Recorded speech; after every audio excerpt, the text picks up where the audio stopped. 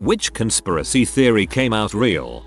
That the sugar industry paid scientists to blame fat instead of sugar for heart disease and various other health issues.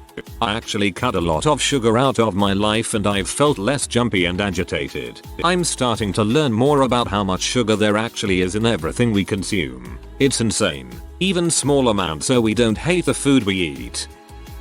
Crash gut. In a nutshell, Fernando Alonso is starting the 2008 Singapore Grand Prix from quite a bad position. Actually, the normal strategy when in a competitive car starting at the back is to load her up with fuel and go as far as you can into the race before pitting. Weirdly, Alonso is instead one of the first to pit. The only possible way this can work is if the safety car comes out due to how the rules are enforced. Well, exactly one lap later, Alonso's teammate has a big crash into the wall and brings out the safety car, allowing Alonso to go on and win. At the time, many were accusing Alonso's Renault team of fixing the result due to how convenient it was for the safety car to come out at exactly the right time after the other car crashed. But hey, that's just a coincidence, right? It wasn't a coincidence. It turned out Alonso's teammate was indeed told to crash by the team principal to benefit the team by scoring a win. This all came out in 2009, after the second driver lost his seat for not being quick enough. These are the two that come in my mind. Ustica. Tobacco company knew that the cigarettes caused cancer but they falsified the test so they can sell their product freely. How about when Johnson & Johnson knew that their talc powder had too much asbestos in it which can cause cancer and they kept selling it to be used on babies? They're still getting sued for mesothelioma and ovarian cancer. Lots of women used it on their lady parts.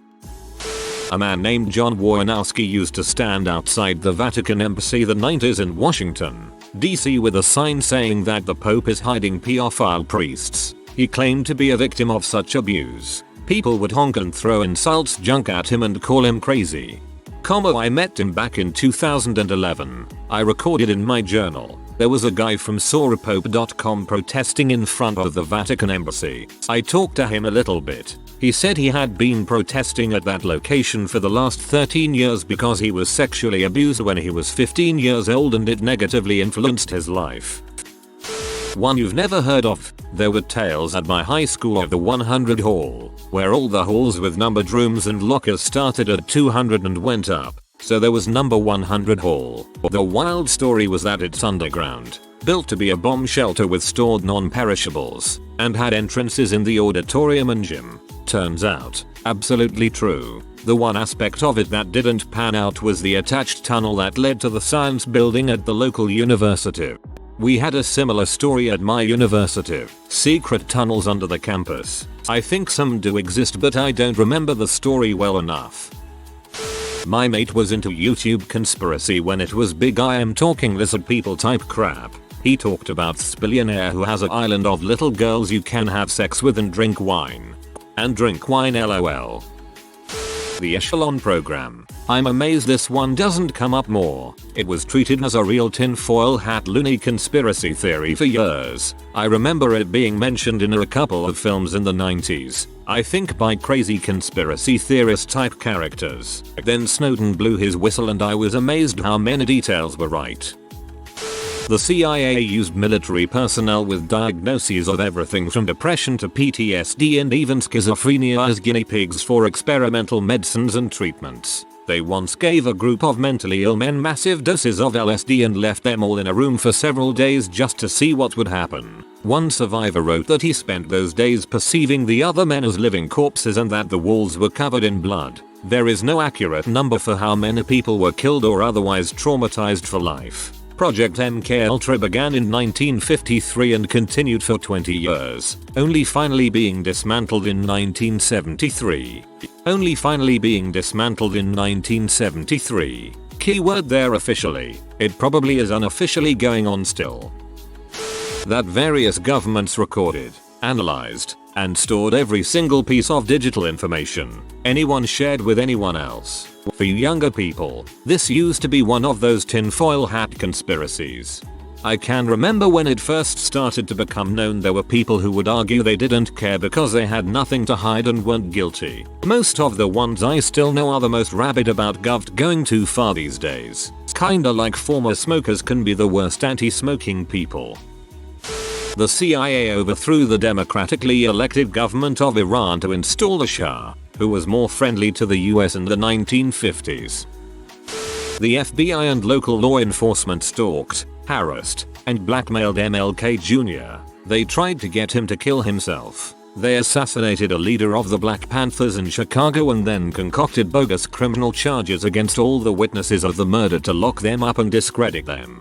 They had undercover Leos infiltrate basically every single social justice movement and had a whole playbook based around how to make those movements look more radical, violent, dangerous than they actually are to discredit them.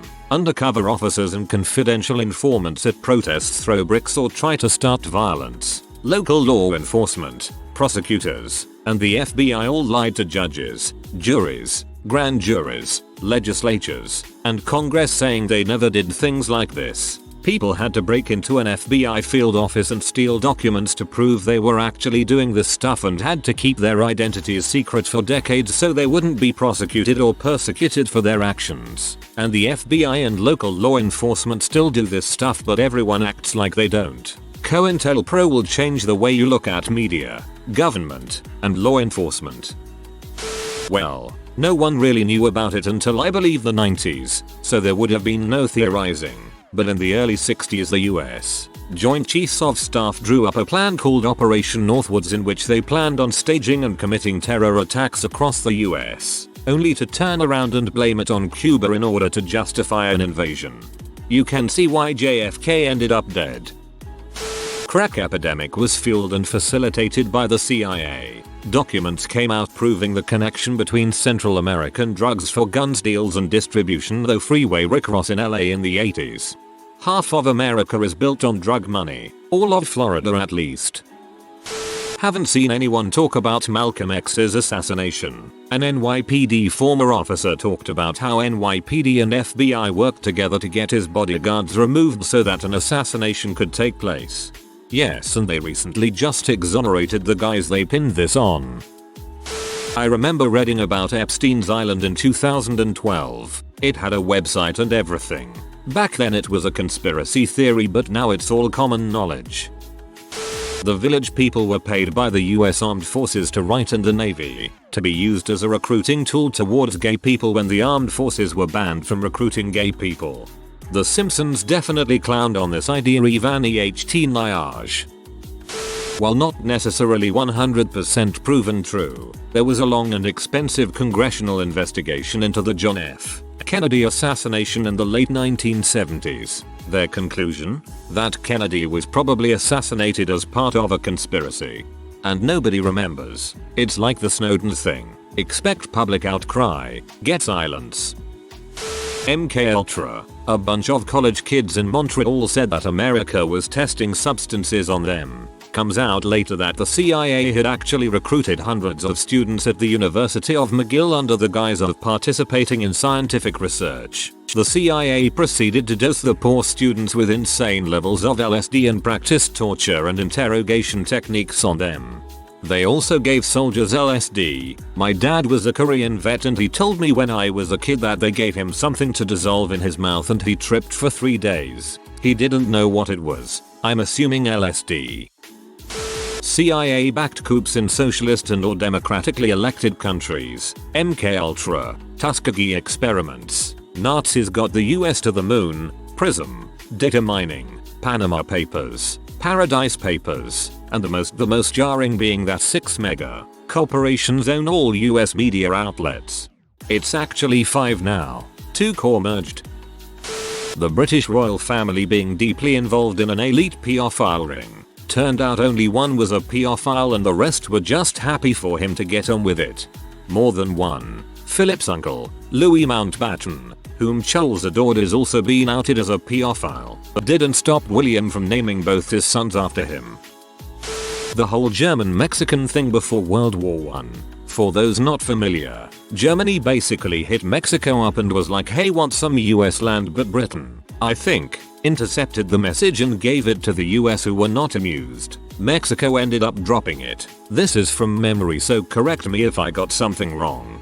Good memory. It was called the Zimmerman telegram. Weird that Germany never gave it a thought that the telegraph lines that they used went through Great Britain and might be tapped. That kids' laughter is a better source of energy than their screams. This was revealed to be true in the tell-all documentary called Monsters, Inc. in 2001. Hottest take here. That there's a society of billionaires and millionaires who run a ring of children discreetly, and anyone who talks or goes to talk winds up dead. The movie and music industry, royal family, government, it runs really deep. MKUltra, the Tuskegee experiments, the US and UK overthrowing Iran, Bush, Blair, and other leaders lying about Iraq, the Gulf of Tonkin, the Pentagon Papers, the list goes on and on. That the government is spying on you through your devices, which in retrospect made sense even back then, but we just didn't want to believe it.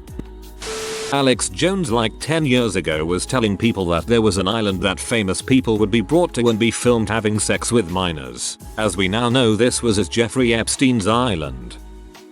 MKUltra, a government project which was carried out by the CIA. This project was set to achieve mind control through torture, sexual abuse, physical abuse, and the use of different machinery and drugs. The American government experimenting on people without their knowledge or consent. Look up Tuskegee experiment. The really wild thing is that we all know this happened, and yet if you even suggest the possibility that the government would do something like it again, people dismiss you and act like you're a conspiracy theorist. It's both hilarious and pathetic. Didn't they also illegally sterilize many women? The existence of child sex trafficking rings with multiple high-ranking politicians being involved, which is unfortunately being overshadowed by the idiocy of canon as of late, to the point where anyone bringing it up is immediately associated with those nut jobs. That there were bodies of children who attended residential schools buried there that were never reported. For decades, the local diocese of the Catholic Church, who call people making these claims lunatics and harassers, until ground surveying equipment found 215 in Kamloops, which in turn led to more searches and more bodies across the country. In Australia, when COVID first hit, the government introduced a mobile phone app for COVID Safe, where you can scan the QR code everywhere and it'll track where you are for contact tracing. The government said it's safe. We will only use the information gathered to track for COVID only. I said this. I'm refusing to use it because I don't trust the government. There's already been hacks in other government departments and personal data lost, and I don't trust the government app on my device where they can update and change what the program does. And I also don't trust them to not use the data for other reasons like they said they wouldn't. Note here, I'm not a conspiracy nut job. I do like a good conspiracy theory, but you need to use science and reason. I'm not canon or anything like that at all, and I'm double vaxxed and personally think anti-vaxxers are idiots. In this specific situation, I didn't trust the program, data, or government. Guess what happened? The government used the app and data for other things, like they said they wouldn't. Police in Queensland, Western Australia and Victoria have all owned up to trying to access logs of data created by Australians using check-in applications as part of their investigations. Western Australia had to actually enact a law stating that the data could only be used for COVID tracing. Western Australia police actually said it's not illegal for us to use the data, so we are going to continue to use the data if we see fit when questioned by the state government about what they were doing. The actual audacity. If you are new to the channel, you can subscribe. I publish new videos every day. Until then, check another video.